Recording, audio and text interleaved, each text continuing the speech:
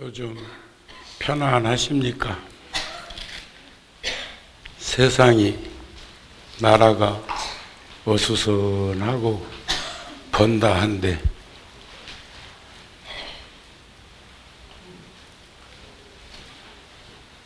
우리들 마음도 편치 않지요. 아니 계신 곳 없으신 부처님이시여, 나보다 더 나를 사랑하시는 님이시여, 불보살님의 유실력과 가피력으로 나라가 편안해지기를 발언합니다.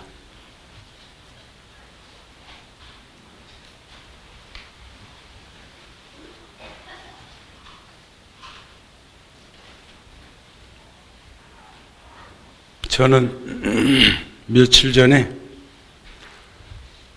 인도, 남쪽 인도, 사우스 인디아 링림포체 스님이 25년 이상 살고 있는 곳, 금년이 32살이라고 그러대요. 이번에 개세 박사학위를 받는데 내가 함께 해줬으면 좋겠다 해서 2박 3일 동안 그곳에 머무르면서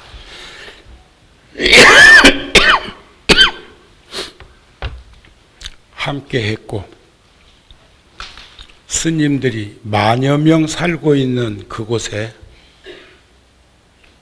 모든 스님들이 그 법석에 함께 하면서 축하하고,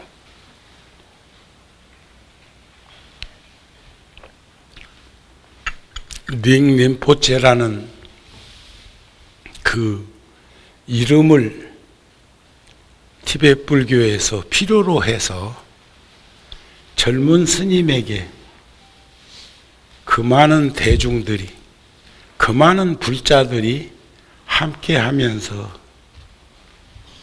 존중하는 그 모습을 목격하면서 저도 5살 때 인연이 되어서 한 25년 이상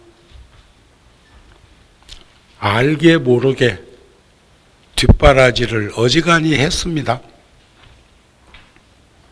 그랬더니 사중에서 한국의 정우 스님 지속적으로 한 스님이 성장하는 과정 속에서 보살펴 주어서 고맙습니다 하는 인사를 들었습니다.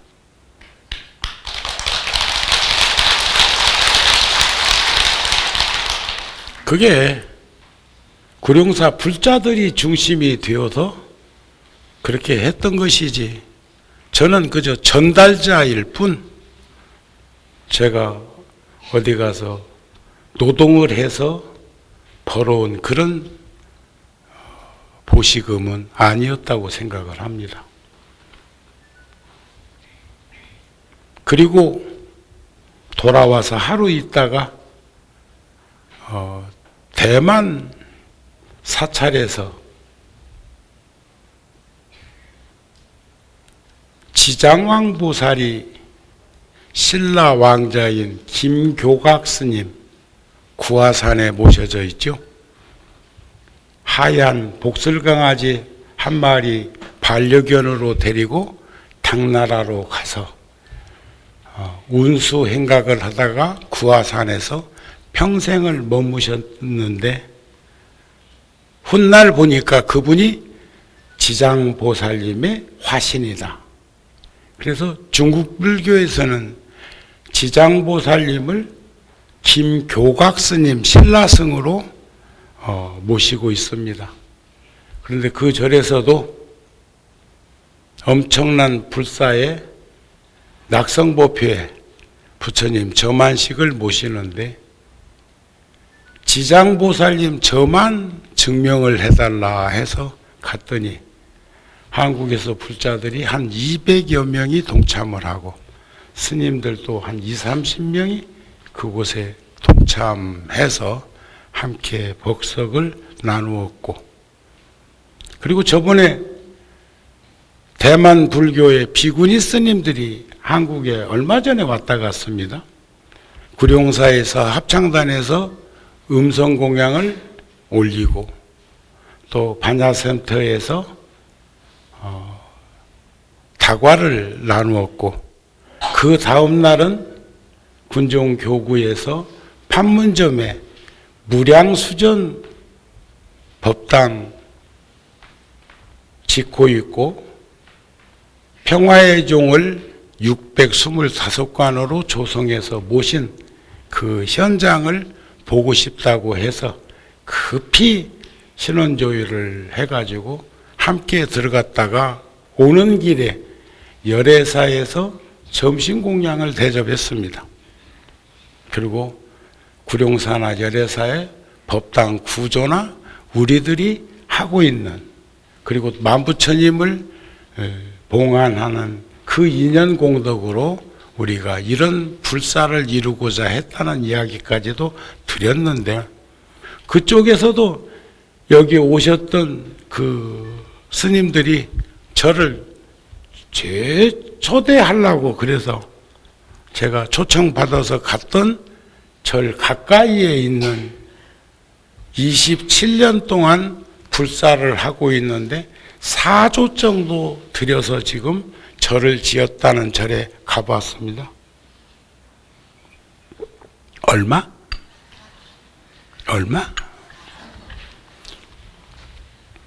1억도 100만 원 따발 100다발이 1억이요. 10,000명이 10,000원씩 모아야 1억입니다. 그런데 제가 작년 어느 절에 갔는데 2조 들여서 37정으로 지은 절을 갔었거든요. 근데 거기 비구니 주지 스님도 그날 여기 오셨을 때 내가 그랬어. 와, 가슴으로는 그 장엄한 절의 모습을 보면서 부처님의 영산유상을 이렇게 표현하려고 애썼구나 하는 따뜻한 기운이 들다가 머리통에서는 그래도 그렇지 요즘 세상이 얼마나 힘들고 어려운데 그런 돈을 써가지고 이런 절을 지어서 되겠는가 하는 생각과 가슴앓이가 싸워가지고 힘들었다고 그렇게 얘기를 했어요.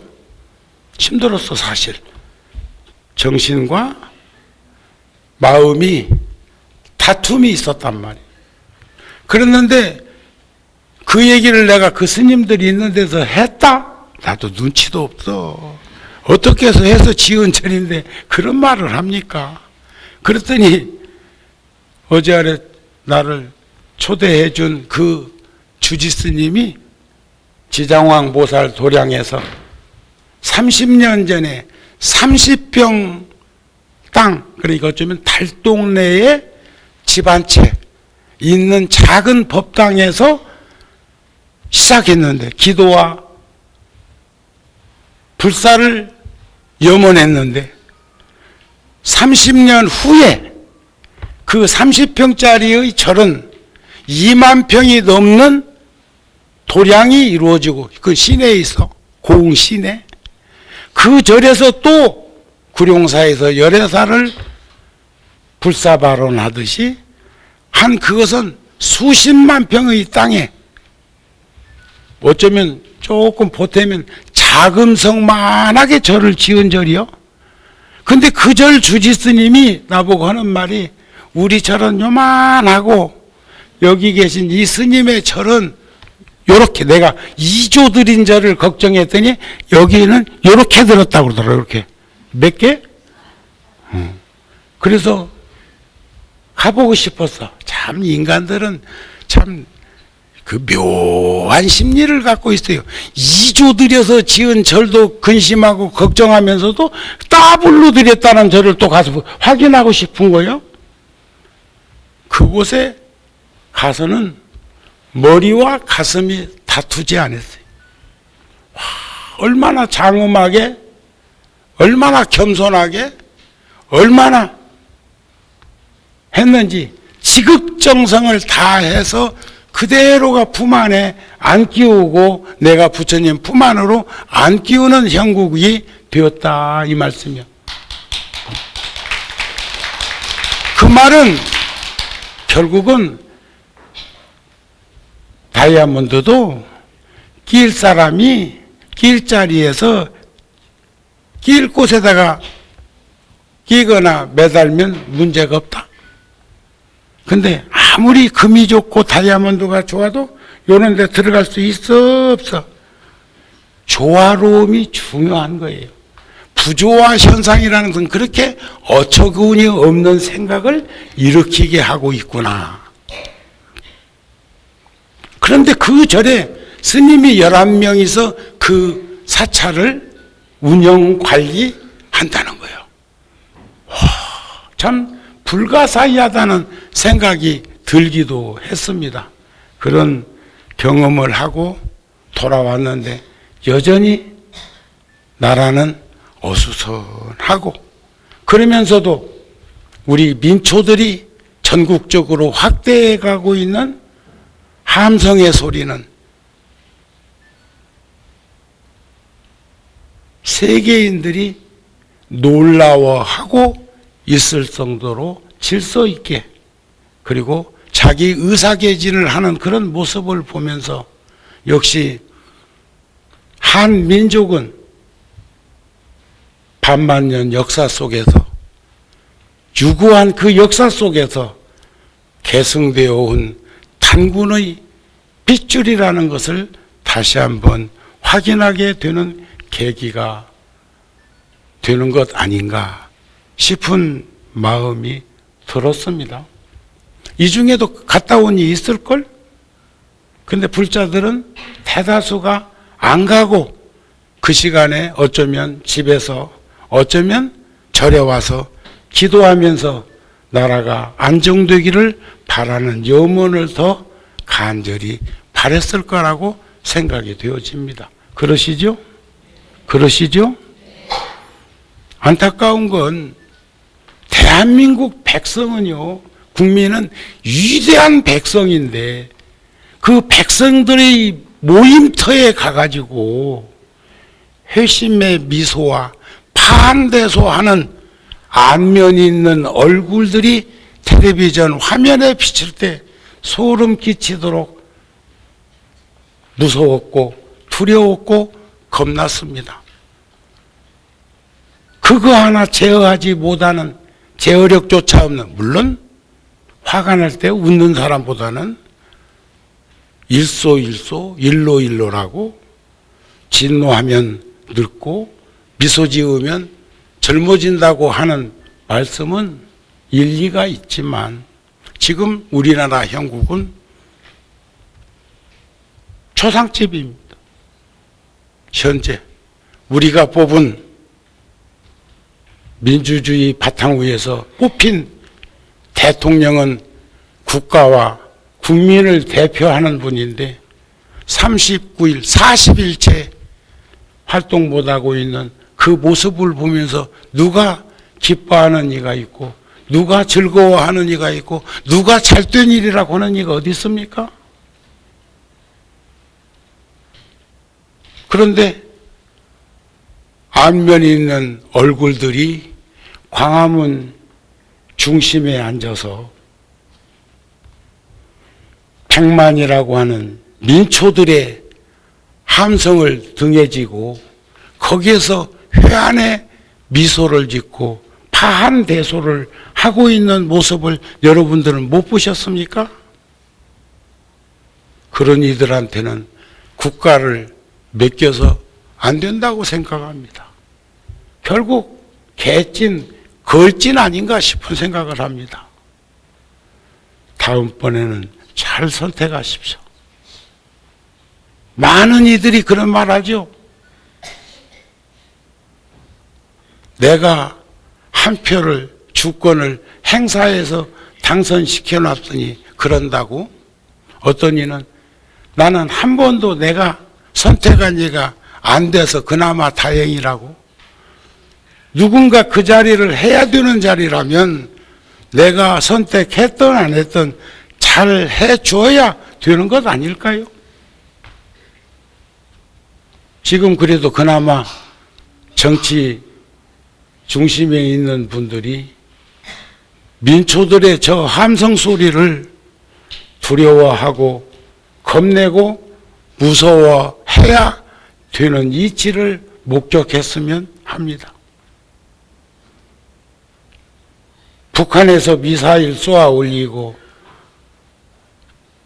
핵무장을 하고 핵탄두를 개발하는 것만 두렵고 겁난 것이 아니라 미세한 민초들의 수증기 같은 물방울이 허공에 모여서 광화문통에 운집되어서 부딪히고 요동치고 흔들리면서 거기서 일어나는 번개, 천둥, 벼락, 그 어마어마한 힘을 다행히 보고 있는 것 아닐까 싶은 생각이 들어진다는 거예요. 여러분들 그렇게 생각 안 하세요?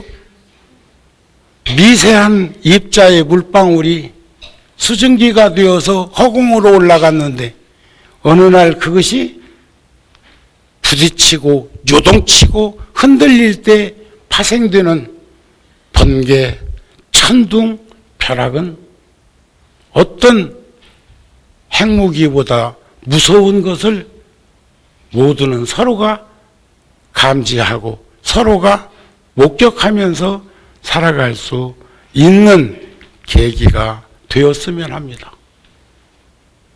잘못했으면 내려와야지요.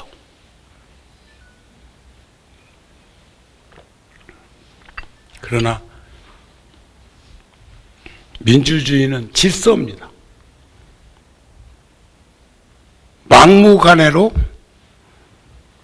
추출하듯이 그런 일들이 벌어지는 것보다 스스로도 판단하고 국민의 목소리도 들으면서 더 이상 불행을 초래하는 일이 없기를 우리는 불보살님절에 기도했으면 합니다. 침묵은 어려운 건 아닙니다. 우리 속담에 침묵은 진실, 침묵은 금. 우리나라에서는 침묵은 금이다 그랬어. 금, 은, 동, 철 있는데 금이면 좋은 거죠. 골드 좋은 거예요. 그런데 러시아 속담에는 침묵은 진실이다 그랬어. 그래서 금과 진실을 제가 비례를 쳐봤어. 뭐 어떤 차이가 있고 어떤 함수 관계가 있는 걸까? 금이 침묵이 진실이고 금이라는 말은 진실이라는 말은 금이 나는 순도가 99.99%입니다. 이 말을 역동적으로 비춰보면 나는 0.01%가 이물질이 함유되어 있습니다. 솔직한 거 아닌가요? 솔직한 거요. 그런데 침묵이 어려운 것이 아니라 침묵보다 더 어려운 것은 말은 하되 해야 할 말과 하지 말아야 할 말을 가릴 줄 아는 변별력 있는 언어를 구사하고 사용하는 것. 전 개인적으로 정치인들 중에 몇몇 사람들은 참 괜찮은 사람이라고 생각되는 사람들이 있어. 도지사 하고 있는 이 중에도 있고 적지에 가가지고 당선된 이도 있고. 근데 출신 성분에 무슨 빈부귀천에 무슨 동서남북에 무슨 불성에 동서남북이 있고 출신 성분이 거기에 잡혀 있는 것은 아닐 거라고 생각이 되는데 사람들은 제가 그 전에 그런 말 한번 드리니까 불자들이 심각하게 받아들이던데, 전 통도사에 10대 통도사로 내려갔습니다. 10대 때. 지금 60대 중반이니까 10대면 벌써 50년 전에. 근데 내 또래의 스님들, 나한테 직접적으로 말하는 건 아니었는데, 나하고 동양인, 백제 사람들이 조금 눈에 거슬리면 저 사람 고향이 어디지? 하고 묻는다든지. 그래서 그것을 내가 가락가락 이렇게 정리해가지고 느껴보니까 저는 한 번도 호남 출신인 것을 부끄럽게 생각하거나 그 조그마한 손바닥만한 땅덩어리에서 그런 건 아닌데, 그러나 나는 백제 스님이라는 생각을 가지고 있었고, 정우 스님 같은 그런 품성을 가지고 있는 이가 신라 쪽에 가서 태어나가지고 그쪽 진골 출신이었으면 정우 스님은 없다. 설치 다 벌써 끝났어. 다행히 어려서부터 차근차근 봄보리가 밟히듯이 밟히면서 성장해왔던 것이 있어. 5가지다. 그게 잘해도 못해도 장난삼아 오다가다 심심해도 끊임없이 어디 사람 들으면서, 여기도 어디 사람 있지? 응? 여기 어디 사람 아닌 사람 있어? 우리 어렸을 때 보면은 무슨 댁 하는 건 친정 동네를 빗대서 무슨 댁 하듯이, 나는 걸지게 1000년 전으로 거슬러 올라가 가지고 나는 백제 스님이라고 한다니까. 나는 백제국에서 신라국으로 출가하러 간 스님.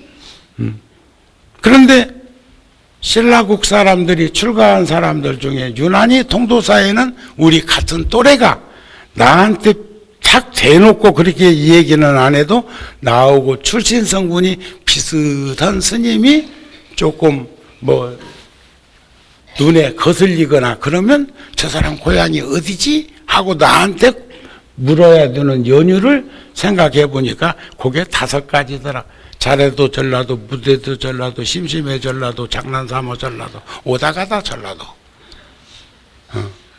그 소리를 들으면서 10년, 20년, 30년, 40년 세월이 지났는데, 내가 그 스님들한테 30대 때 그런 말을 해서, 야, 미운 오리 새끼가 크고 보니까 됐다 하더라? 내가 그때 구룡사 주지쯤 되었을 때일 거예요. 미운 오리 새끼가 다음에 크고 나니까 얼쑤? 그것까지 알아? 그럼 내가 이제 백조 된 거예요. 그러다가 40대, 50대가 되면서 통도사 주지 소임을 볼 때 또 그들하고 차를 한 잔 먹으면서 또 한 번 반문해서 물었어. 야, 백조가 우아한 자태를 지키기 위해서는 가만히 있어갖고 되는 줄 아나? 내가 백조가 호수에서 떠 있는데 물이 하도 맑고 깨끗해서, 그리고 사람들이 잡지 않으니까 피하지 않고 내가 걸어가고 있는 그 호숫가에 가까이에 있는 데 보다가 내가 그렇다. 백조가 그 깃털을 다 부풀려 가지고 물에 떠 있는데 물갈퀴는 끊임없이 노를 젓고 있는 걸 목격했어. 그냥 백조가 아니라 백조가 저 우아한 자태를 물에서 띄우기 위해서는 끊임없는 저 노력을 통해서 눈에 비치워지는 현상이구나 하는 생각이 들었습니다. 우리들도 자기 모습을 잃지 않으면서 살아가는 과정 속에서 그런 일들 필요한 거 아닌가요? 그러시죠? 그래서 저는 30년 도심에 노출되어 대중포교 현장에서 살면서 저는 여러분들한테 오늘 12월 달 이 잡지 들고 나왔어요. 이번 달에 제가 쓴 글이 마음을 열면 시간은 되돌아옵니다 하는 주제 속에서 우리 잡지에다가 글을 실어서 갈 때 꼭 한 권씩 들고 가서 보시고, 여러분들은 집에 붓다지 안 오지요? 옵니까?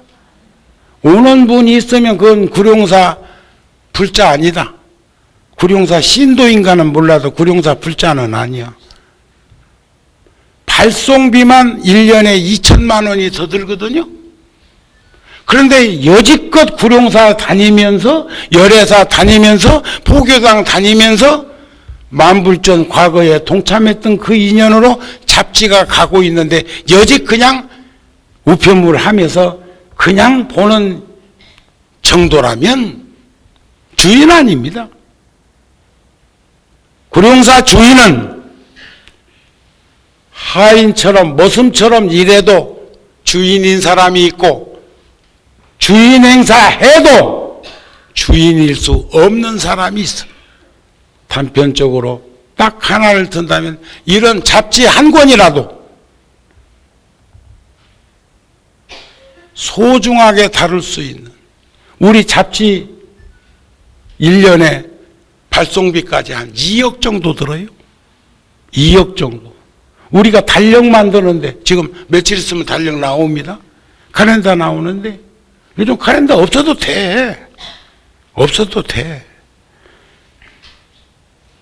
시간 모르고 날짜 모르는, 지금 휴대폰에도 다 나오는데 뭐.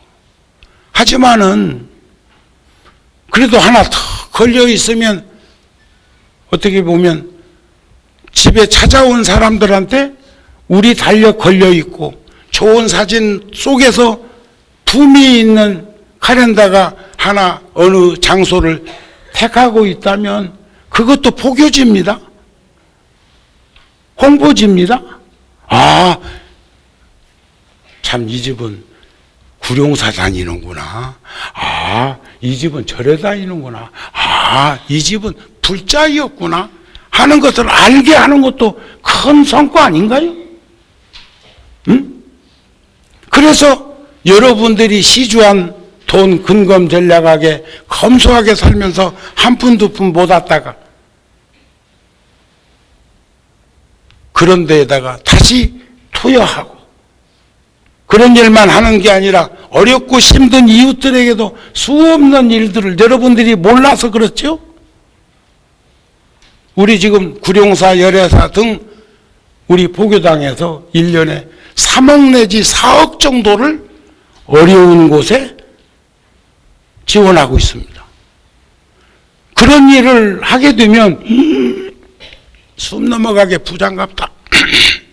말도 안 나오려고 그래. 얼마나 많으면 그런 일을 할 수 있을까? 지금 여기도 부자 많어. 상상할 수 없을 만큼 부자 많어. 자기가 얼마나 부자인 것인지도 모르는 부자들도 있다. 나에게 숨겨져 있는 보물이 얼마나 감나가는 보물을 가지고 있는지 모르는 이들도 있다. 가끔 여기서 깜짝깜짝 놀랄 때가 있어. 누구 돌아가셨는데 뭐 상속세를 얼마 냈니, 무엇이 뭐 가고 나니까 무슨 돈이 뭐 얼마가 나왔니, 이런 이야기를 가끔 들을 때가 있거든요. 세상살이 살다 보면 그런 일 들을 수 있잖아요. 이제 내려놓고 이제 곳간 열쇠 풀러서 열어서 이젠 정리들 하기 시작하세요. 그거 어디까지 가져갈 생각인데? 파더? 저는 문을 걸어 잠그고 깊은 산 속에 숨어 있는 것보다 사람들 속에서 어울려 살면서도 물들지 않는 일이 더 어려운 일 아니겠느냐. 깊은 산 속에 있으면서도 그의 마음이 늘 번잡하다면 그는 비록 산속에, 깊은 산속에 살고는 있지만 사실은 장터에 앉아 있는 것과 무엇이 다르겠는가 하는 마음으로 늘상 저 스스로를 위로하면서 살아왔습니다. 이번 일도 그렇습니다. 허물을 고쳐 스스로 새롭게 태어나고자 하면 잘못도 인해 사라진다 그래서 참이라는 것은 내 스스로 지은 허물을 뉘우치고 다시는 범하지 않겠다고 맹세하는 일입니다. 스스로 부끄러워할 줄 알고 안으로는 자신을 꾸짖고 밖으로는 허물을 드러내서 말할 줄 아는 용기와 지혜가 필요합니다. 지금 우리 대통령도 안으로는 스스로를 꾸짖고 밖으로는 잘못한 그 허물을 드러낸다면 우리 국민들은 위대한 백성이에요. 그러나 부끄러운 일은 죄를 짓고도 허물을 가지고도 허물이 있는 줄 요즘 그런 말도 합디다. 시작은 참 좋았다고. 뭐 회사 2개 만들어가지고 기업으로부터 성금을 받아가지고 뭐 한다고 한 거 있었잖아요. 그렇죠. 그 공익법인을 국가에서 만들어가지고 어렵고 힘든 이들을 돕고 문화 융성을 창조하겠다고 하는 이런 일을 실질적으로 사실적으로 할 수 있도록 시스템을 구축을 해놨다면 그건 칭찬받을 일이 아닌가요? 근데 거기에 누가 끼었다며? 눈에 안질이 끼듯이 끼었다고 그러네. 그게 문제라고. 오늘 아침 신문에도 보니까 박정희 대통령 시절에 10몇 년간 비서실장을 했던 92살 된 김아무개 옹이 벌써 그때 40년 전 그때 아버지가 세상 떠나기 직전에 그때도 최아무개가 이 얘기한 것을 아버지한테 말씀을 드려서 그거 꼭 관철시켜달라고 하는 말을 했는데 지금에 와서는 그 딸이 그런 짓거리를 하고 있음을 아파한다는 그런 인터뷰 기사가 나왔더라고. 아침 신문에. 폭폭을 일이요. 폭폭을 일. 부처님 가르침을 통해서 성숙된 삶을 살아가고자 노력하는 우리 불자들은 세상과 더불어 다투지 않으면서도 세상에 오염되지 않고 더럽혀지지 않는 삶을 살 수 있는 길이 있습니다. 그것을 10가지로 표현을 했는데 신심이라는 생명력을 지니면 순수해진다고 하죠. 신심이 필요합니다. 법대로 살아야 합니다. 규범 속에 살아야 됩니다. 법은 만민에게 평등하다고 하잖아요. 세 번째는 선지식을 친히 가까이 해야 합니다. 좋은 이들을 접하면서 지혜만 있으면 선근만 증장되면 변별력이 생겨가지고 판단, 옳고 그른 판단을 바로 할 수 있으면 선지식 아닌 사람은 없지만 뭐 때문에 맹자 모친께서 어린 시절에 맹자를 데리고 3번이나 이사했겠습니까? 시장통에 가니까는 장사하는 짓거리만 손꼽장난을 하고 놀더라는 거 아니요. 그래서 학교 가까이 갔더니 공부하는 손꼽장난을 하다가 나중에 맹자라는 그런 큰 인물이 되었다. 이런 말 안 합니까? 네 번째는 내관사유해야 돼. 내관사유. 스스로 나를 들여다 볼 줄 알고 살필 줄 알아야 합니다. 다섯 번째는 진지한 삶을 살도록 하는 노력, 이걸 정진이라고 그러죠. 정념, 바른 생각, 정어, 바른 말, 정법, 바른 법, 바른 행동, 그리고 애민섭소, 중생을 불쌍히 여길 줄 아는 마음. 어저께 제가 뉴스를 보다가 광화문 뒷골목에 그 포장마차라고 합니까? 그러니까 거기 막 지방서도 올라오고 뭐 이렇게 해가지고 차벽이 그래도 이번에는 안 세워져 있어가지고 광화문 통에 안 세워져 있어가지고 그 사람이 자유롭게 골목길을 왔다 갔다 할 수 있도록 해놔서 뒷골목 시장이 처음으로 사람들이 바글바글 하다고 이렇게 인터뷰를 합디다. 아따, 어저께 그 화면에 장산만 있고, 그것도 여름 장산만 있고 춤추는 날 스님 하나 화면에 봤는데, 그놈은 어디 가서도 고질하고 있대. 그 통도사 스님이요. 통도사 스님. 폭폭해 죽겠어. 4월 초파일 때도 재정행렬을 저게 그러고 휘젓고 댕겨. 자, 신명기가 대단해. 응? 다음에 뭐 어떨까? 그러면서도 많은 이들이 바라보면서 함께 흥겨워하는데 그 춤이 세속의 춤이야. 춤이겠냐 이게야. 세속의 춤은 아닐 겁니다. 어쩌면 원효의 무예행 같은 춤 사이로 드러내고 싶었던 그런 마음이 아니었을까 하는 생각이 들기도 합니다. 그런데 그 포장마차에서 간단한 음료를 제공하고 있는 그 사람들도 다른 데에서는 볼 수 없는 마음가짐으로 거기서 장사를 하는 그 모습을 보면서 또 한 번 놀라는 거죠. 대한민국 국민은 위대한 백성이다. 소 타고니도 있대.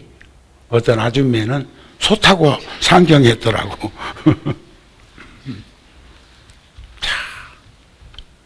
물과 기름 같은 인생은 부조화 현상으로 얼마나 어렵고 힘들겠습니까? 하지만 물의 우유처럼 늘 융섭되고 동화될 수 있는 그런 삶을 살기 위해서는 삼라만상의 두두물물들이 인연법으로 연기되어지는 이치를 볼 수가 있었으면 합니다.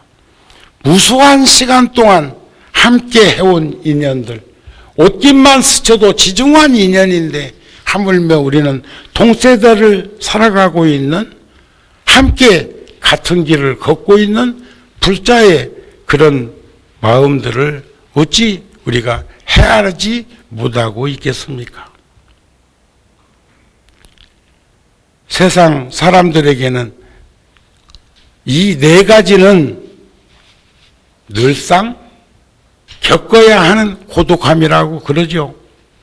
태어날 때 혼자 오느라고 고독했대요. 세상을 떠날 때 혼자 가야 하니까 고독하대요. 괴로움도 혼자 겪어야 하고, 지금 거기도 혼자서 얼마나 힘들고 어렵겠습니까? 그러나 객관적으로 보니까 너무 세상을 모르는 이가 너무 화려하게 포장되어 있었던 것 아닌가 싶은 애처로운 생각도 들어. 나하고 동갑이요? 생사 윤회의 길도 혼자 가야 하고 혼자 헤쳐나가야 됩니다.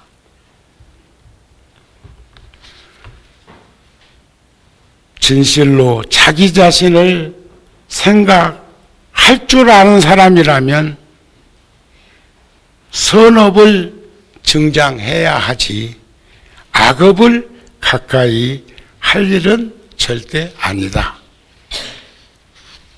그런 마음들을 늘 가졌으면 좋겠어요. 참 제가 우리 잡지에다가도 그 말을 명기했지만 세 가지 하지 말아야 될 일이 있어요. 세상 사람들한테. 요즘 우린 참 큰 공부하고 있고 큰 스승들을 목격하고 있는 게 있어. 하나가 절대로 권력자 옆에 있으려고 하지 말라. 날벼락 맞는다네. 응? 왕이나 대통령이나 할 것 없이 요즘 지금 미국의 대통령 한 사람 돌연변이처럼 말 푹푹 내질른 머리에 지금 세 개가 지금 휘청휘청하고 있잖아요. 잘할 거예요. 잘할 거예요. 그래도 돈이 엄청나게 많이 번 사람이더만. 사바세계는 불보살님은 복덕과 지혜를 공덕의 세계라 이렇게 명기합니다. 공덕이라는 말을 이렇게 나누어 보면 복덕, 해가 부족한 걸 공덕이라고 그래. 그건 무루복이에요. 무루덕이에요. 무루지예요. 그것은 질량으로 감하거나 늙거나 하는 게 아니고 그건 온전한 거예요. 그런데 중생들은 누가 뭐라고 해도 제일 먼저가 복이요. 복 있어야 돼. 복 있어야 돼. 복은 빌어서 생기는 거요? 지어서 생기는 거요? 수준이 높아. 복은 제가요, 내일 48주년 군승의 날 68년도에 처음으로 5명의 스님들이 중위 계급장 달고 국방부에 파송된 이래 그동안 한 500명 정도의 스님들이 군법사로 활동을 했는데 내일이 군승의 날입니다. 내일 행사는 그동안에 한 3년 열애사에서 했는데 나는 한 푼이라도 돈 적게 드리려고 열애사에서 한 거예요. 근데 이제 이번에는 국방부에서 합니다. 거기도 뭐 열애사나 뭐 그러나 열애사는 공간이 크고 이래서 이제 거기서 했었는데 내일 총무원장 스님께 조계종 총본산인 조계사 성역화 그 지역을 지금 전부 사들여 가지고 좀 도시에 있지만 문화벨트로 해서 조계사를 상징성을 가지고 성역화 작업을 하는데 군종교구에서 내일 1억을 그곳에 전달합니다. 한 푼 두 푼 아껴서 군종교구는 얻어서 생활을 하고 지원받아서 그 교구를 이끌어 가야 되는데 시주금과 보시금과 헌금을 받아서 후원금을 받아서 살림살이를 운영하는데 제가 지금 40개월 근무했어요. 이제 7, 8개월만 있으면 소임 내놓으면 다시는 이제 그런 소위 많고 여러분들 가까이에 와서 있으려고 그러는데 여러분들은 어떤가 몰라?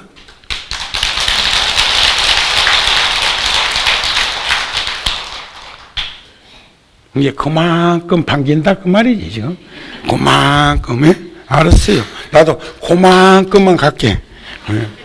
아니 상대성 원리로 보면 아까 지금 바크 소리 세상 사람 지금 내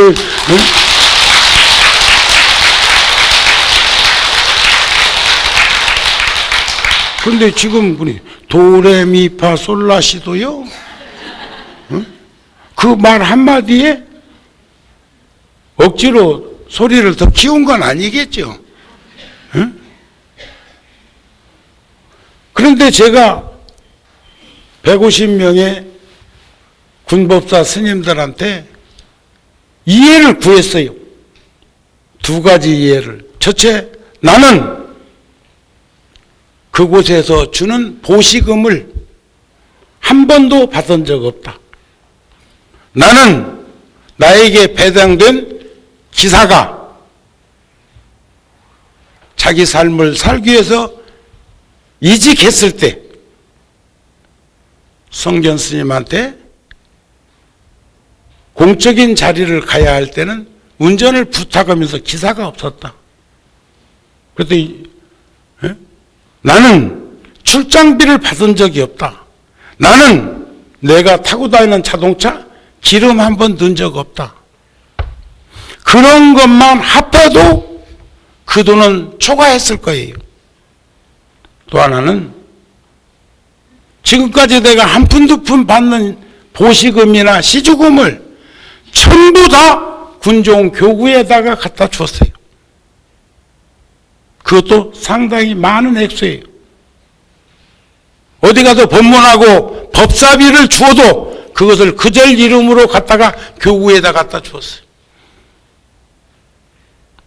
저번 법회할 적에 그랬죠? 16개국의 참전 용사들이 전사했는데 16개의 위패에다가 그 나라 자국기를 넣고 그 나라 언어와 대한민국 언어로 위패를 모신다. 크기는 62.5cm로 6.25를 표상적으로, 그 다음에 군인과 경찰, 우리나라, 그 다음에 민간인이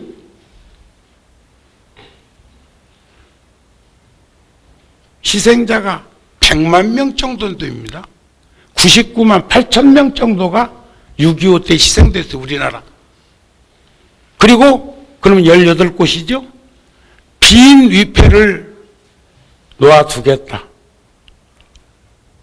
문자 없는 문자로 위패를 쓰니 하나는 북한군이요. 북한 우리 백성들이요. 또 하나는 6.25에 괜히 끼어들어서 죽었던 중공군인데 난 거기다는 글을 써서 중공기나 인민기를 붙일 생각 없습니다. 빈 위패로 불교의 자비관을 무언설법으로 하겠다.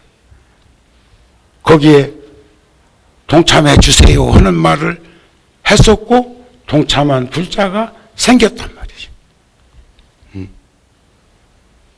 그런데 거기에서 제가 내일 행동으로 옮기고자 하는 것은 받아만 먹고 얻어만 먹으면 거지근성이 싹 터가지고 거지 돼요. 여러분들도 누가 주는 거 좋아만 하지 말고 좀 주고 살아. 주고 살아. 안 되면 마음이라도 주고 정이라도 주고 사랑이라도 주고 자비심이라도 주고 연민심이라도 주고 좀 애민섭수할 수 있는 그런 마음이라도 가지고 살고 줄 수 있으면 주세요. 아시겠습니까? 남편이 갖다 주는 것만 좋아하지 말고 근검 전략하게 살림살이 해서 그것을 남편이 힘들고 어려울 때는 도로 내놓을 줄도 좀 아세요. 네 거는 내 거, 내 거는 내 거. 대다수 가정에서 그래가지고 만년에는 경제권을 잃어버려가지고 저 파고다공원으로 남산으로 저 서대문 교도 돗자리로 저 영등포 이런 데로 떠도는 구천에 떠도는 영혼 같은 인간으로 전락시키지 마세요. 기 좀 살려주세요. 아시겠습니까? 기 좀 살려드리세요. 그게 부부 아닌가요? 그게 가족 아닌가요? 저는 나를 칭찬하는 사람은 나의 왼수요, 나의 적이라는 말을 들어본 적이 있어. 명심보감에 나오는 말인데, 나의 단점을 지적해 주는 이가, 그니가 진정한 나의 선생님, 나의 스승이라는 그런 말에 요즘 대단한 공감을 표하고 있다는 거야. 누구 한 사람 제대로 가만히 그냥 묵시적으로 가만히 있으면요, 세상에는 최악의 형물이 침묵입니다. 무관심한 침묵이 최악의 형벌이요. 누군가가 잘못했을 때 자애로운 마음으로 지적해 줄 아는 사람이 진정한 친구요, 진정한 벗이요, 진정한 동반자가 되는 세상이 좋은 세상 아닐까요? 말 한마디 않고 있다가 요즘 다 대통령한테 떠넘깁시다. 대통령이 만나라고 해서 만났다. 이 얘기 하라고 해서 했다. 그러면 안 돼요. 사람은 의무와 권리와 책임을 질 줄 아는 사람이 건강한 국민이 아닐까 싶습니다. 저는 군법사 스님들한테 우리도 조계사 성역화 작업에 동참하자. 그러나 한 푼 두 푼 내가 살림살이 하면서 저축해 놓은 것을 주고 싶다. 여러분들이 동의해 주기를 바란다. 여러분들한테 염출하는 것이 아니라 이미 우리는 우리는 지원금으로 살아가고 있는 살림살이지만 저축한 이것을 우리가 당당하고 떳떳하게 자신 있는 모습으로 전달하자. 얻어만 먹고 파도만 먹다가 거지 될라 걱정이다. 서로 그런 때 미소 지을 수 있고 그런 때 파한대소할 수 있는 그런 희망이 있는 사회가 되었으면 합니다. 초상집에 가서 웃어? 초상집에 가서 뭘 물려받을 것이 있길래 그냥 재어두지 않는 막 휴안에 막 그런 미소를 채야 되는가? 그건 제어력이 없어. 그건 금방 막 무너지게 생겼거든. 그러니까 막 속에서 막 기분이 막 이런 빌어먹을 놈은 일이 어딨어. 초상집에 가서는 슬퍼할 줄 알아야 합니다. 남이 잘못될 때는 그 가정을 걱정해 줘야 됩니다. 지금 가정이 나라라면, 나라가 가정이라면, 지금 집안에서 문제가 생겼다면 우리 온 식구는 함께 걱정해야 되고, 걱정하는 민초들의 저 횃불의 함성, 무언의 소리가 광화문이나 각 지방으로 그 파장의 의미를 울리고 있는 것이 아닌가 싶습니다. 그러시죠? 그런 마음으로 우리 기도하면서 삽시다. 우리 거기까지 나가려고는 하지 말고